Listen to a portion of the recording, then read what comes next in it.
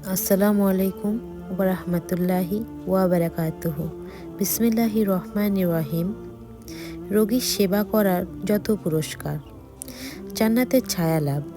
সাউবান রাদিয়াল্লাহু তাআলা আনহা থেকে বর্ণিত, রাসূলুল্লাহ সাল্লাল্লাহু আলাইহি ওয়াসাল্লাম বলেন, যখন কোনো মুসলিম তার অসুস্থ মুসলিম ভাইয়ের সেবায় নিয়োজিত হয়, সে ফিরে আসা পর্যন্ত জান্নাতের ফল বাগানে অবস্থান করতে থাকে।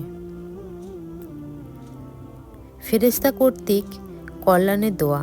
আবু হুরাইরা রাদিয়াল্লাহু তাআলা আনহা থেকে বর্ণিত, রাসূলুল্লাহ সাল্লাল্লাহু আলাইহি ওয়াসাল্লাম বলেন, যে ব্যক্তি আল্লাহর সন্তুষ্টি লাভের আশায় কোনো অসুস্থ ব্যক্তিকে দেখতে যায় অথবা নিজের ভাইয়ের সঙ্গে সাক্ষাৎ করতে যায়, একজন ঘোষক ফেরেশতা তাকে ডেকে বলতে থাকে, কল্যাণময় তোমার জীবন, কল্যাণময় তোমার এই পথ চালাও।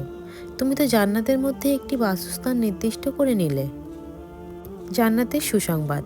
আবু সাঈদ খুদরি রাদিয়াল্লাহু তাআলা আনহা থেকে বর্ণিত, রাসূলুল্লাহ সাল্লাল্লাহু আলাইহি ওয়াসাল্লাম বলেন, যে ব্যক্তি দিনে 5টি কাজ করবে সে জান্নাতীদের অন্তর্ভুক্ত হবে। যে রোগীর শুশ্রূষা করে, জানাজায় অংশগ্রহণ করে, রোজা রাখে, জুমার নামাজে অংশগ্রহণ করে এবং দাস আজাদ করে।